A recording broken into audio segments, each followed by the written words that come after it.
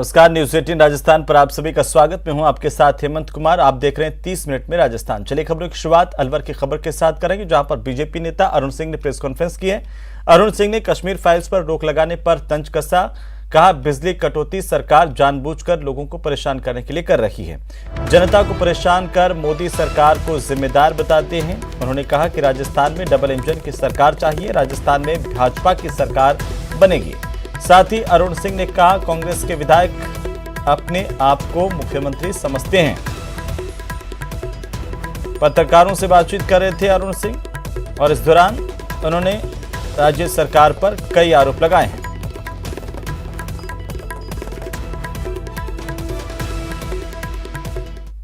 राजस्थान देखिए, पहली चीज तो नल से जल की व्यवस्था ये प्रधानमंत्री जी की योजना के कारण 2019 में लागू हुआ। मैं नल से जल की बात अगर देखूं तो राजस्थान प्रदेश जो है इसको इम्प्लीमेंट करने में सबसे नीचे आ रहा है, लास्ट 5 में आता है। केंद्र 29वें नंबर पर राजस्थान आ रहा है। केंद्र सरकार पैसा दे रही है लेकिन आप उसको खर्च नहीं कर रहे हैं। मैचिंग पैसा नल से जल लोगों को पीने का पानी मिलना चाहिए, ये राजस्थान की सरकार खर्च ही नहीं कर रही है। देश के अधिकांश सभी राज्यों को समझ में आ गया कि डबल इंजन की सरकार जरूरी है। मोदी जी के नेतृत्व में राज्यों का विकास अच्छी तरीके से होता है। इसलिए उत्तर प्रदेश, गोवा, उत्तराखंड और मणिपुर में भारतीय जनता पार्टी की पुनः सरकारें बनी है। राजस्थान में भी जनता को यह पूरा सुनिश्चित हो चुका है कि डबल इंजन की सरकार बनेगी। वहीं प्रदेश में पशुओं के चारे का संकट दूर करने के लिए मुख्यमंत्री अशोक गहलोत खुद एक्शन में हैं। मुख्यमंत्री ने राजस्थान में बढ़ते पशु चारे के संकट पर कृषि मंत्री लालचंद कटारिया, मुख्य सचिव उषा शर्मा और पशुपालन विभाग के साथ साथ कृषि विभाग, खाद्य और नागरिक आपूर्ति विभाग के अधिकारियों से इसे लेकर फीडबैक लिया है। उन्होंने जमाखोरी करने वालों के खिलाफ सख्त कार्रवाई करने के निर्देश दिए हैं। इसके लिए विभागीय अधिकारियों की टीम बनाकर के जमाखोरों के खिलाफ सख्त कार्रवाई करने के निर्देश सीएम अशोक गहलोत की तरफ से दिए गए हैं। जब 2 आदमी पैसे कमाते हैं ना, और खुद की गाड़ियों में, निजी गाड़ियों में भर के सप्लाई राजस्थान में इन दिनों पशु आहार का संकट बना हुआ। हमारे साथ पशुपालन मंत्री लालचंद कटारिया जी हैं। हमसे जानने की कोशिश करते हैं कि राजस्थान में इस बार किस तरीके से जो पशु आहार है उसकी कमी है, चारे की कमी है, क्यों ये कमी देखी जाए? देखिए, हमको मालूम है कि राजस्थान में जो बाहर से चारा आता था, चाहे मध्य प्रदेश हो, यूपी हो, हरियाणा हो, पंजाब हो, क्योंकि पशुधन में और दूध उत्पादन में हम पूरे देश में दूसरे स्थान पे हैं। कल मुख्यमंत्री जी ने समीक्षा बैठक ली थी और क्या क्या उसमें हो सकता है, क्योंकि चारे पे जो पाबंदी और राज्यों ने लगाई है, उस समीक्षा बैठक में निकल के आया कि हम राज्यों से मुख्यमंत्री जी बात करेंगे। हमने भी बात की, हमारे अधिकारी वहाँ जाएंगे और ये बात सही है कि चारे के भाव जिस प्रकार से बढ़े हैं, पशुपालक बेहद दुखी हैं और चारा आना भी कम हो गया है। और एक चुनौती हो गई है आने वाले, क्योंकि अभी बरसात का सीजन बाकी है, तो पशुधन को बचाना प्राथमिकता है। हमारी गौशालाएं हैं। मुख्यमंत्री जी ने पूरी प्रदेश की, हमारे सीएस साहब भी थे, 4-5 मिनिस्टर थे, पूरी समीक्षा की है और 2-3 दिन के अंदर अन्य राज्यों से बात करके इसमें कोई न कोई हल निकाला जाएगा। मुख्यमंत्री जी ने यह भी कहा है कि जो अन्य राज्य जो हमारे स्टॉक करते हैं लोग, जो व्यापारी वर्ग है, उनसे भी अपील की है कि वो इस आपात स्थिति में जो चारे की मार पशुपालकों पर बढ़ रही है, उस स्टॉक को ख़त्म करें और एक बार पशुपालकों की मदद करें।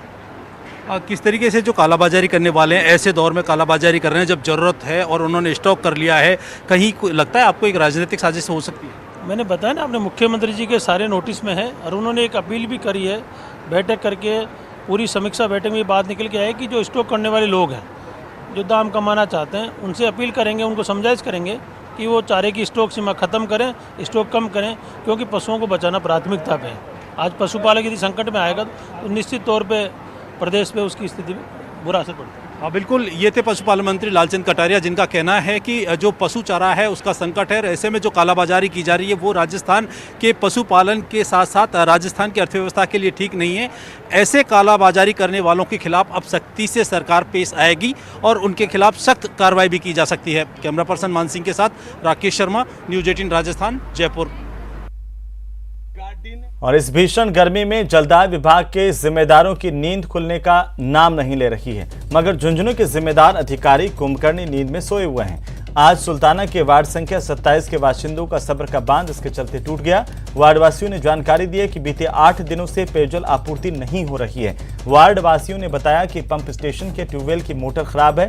इसे लेकर जलदाय विभाग के आला अधिकारियों को बार बार सूचित किया गया, मगर जलदाय विभाग के जिम्मेदार समस्या पर कोई ध्यान नहीं दे रहे हैं। इसके चलते वार्ड में पेयजल संकट गहरा गया है। वार्ड में गहराए जल संकट की सूचना पर सुल्ताना सरपंच घीसाराम वार्ड पहुंचे, जहां उन्हें वार्ड वासियों के ही विरोध का सामना करना पड़ा। इसके बाद वार्डवासी सरपंच की अगुवाई में जलदाय विभाग के पंप स्टेशन पहुंचे और पंप स्टेशन के कर्मचारियों को बाहर निकाल करके ताला जोड़ दिया।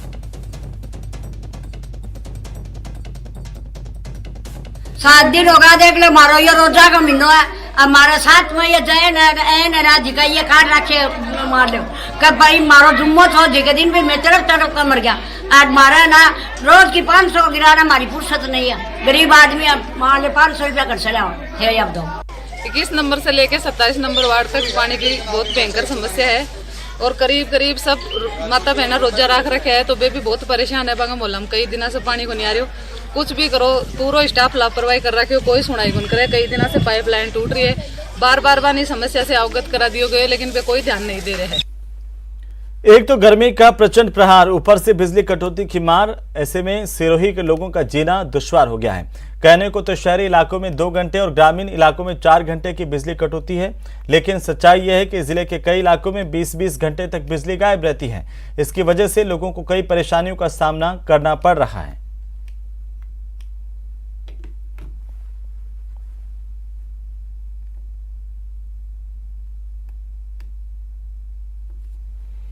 सफेद राजस्थानी लिबास और लाल पगड़ी, यह है देवासी समाज का परिधान। जी हां, कहीं रेबारी, कहीं देवासी तो कहीं मालधारी के नाम से पहचाने जाने वाले ये लोग पूरी तरह से पशुपालन और खेतीबाड़ी पर ही निर्भर हैं। यही वजह है कि सावन की बारिश का इन्हें सबसे ज्यादा इंतजार रहता है और इसी सावन के सगुन को देखने के लिए ये लोग अक्षय तृतीया से पहले पड़ने वाली अमावस्या को रेत के दरिया में हल चलाते हैं। कभी इस हल को ऊंटों के पीछे बांध कर चलाया जाता था, लेकिन ऊंटों की संख्या कम होने के कारण इस हल को अब प्रतीकात्मक रूप से ही पुरुष के पीछे लगा करके चलाया जाता है। बाड़मेर में भी शनिवार को अमावस्या के दिन बारिश का सगुन देखने के लिए रेत में हल चलाया गया और पुरानी परंपराओं का निर्वहन किया गया।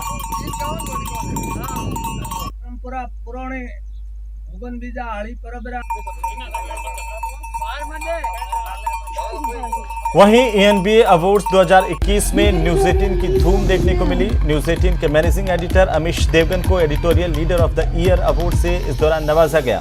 दिल्ली में आयोजित एक कार्यक्रम में सूचना प्रसारण मंत्री अनुराग ठाकुर ने यह अवार्ड अमिश देवगन को दिया। न्यूज 18 के मैनेजिंग एडिटर अमिश देवगन को सम्मानित किया गया। उन्हें editorial leader of the year award से सम्मानित किया गया। And the CEO of the year goes to Avinash Pandey, ABP Network. और फिलहाल इस बुलेटिन में इतना ही। नमस्कार।